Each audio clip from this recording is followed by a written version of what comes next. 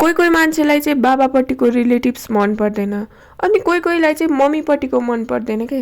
तर मलाई चाहिँ आधी जस्तो रिलेटिभ्स बाबापट्टिको मन पर्दैन, आधी जस्तो मम्मीपट्टिको मन पर्दैन। किनभने उहाँहरूले सोच्ने तरिका र मैले सोच्ने तरिका एकदम आकाश पातालको फरक छ क्या। अब मलाई मैले सोच्ने कुरा मैले गर्ने कुरा ठिक लाग्छ, अब उहाँहरूले गर्ने कुरा ठिक लाग्छ होइन।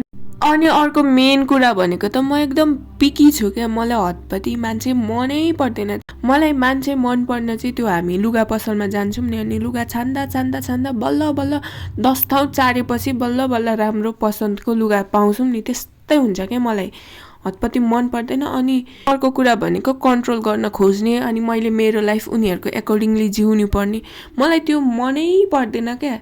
उनीहरूले जे भन्यो त्यही मान्नुपर्ने, उनीहरूले भनेको सुन्नुपर्ने, त्यस्तो मन पर्दैन क्या। त्यही भएर मलाई धेरै जसो रिलेटिभ्स मन पर्दैन।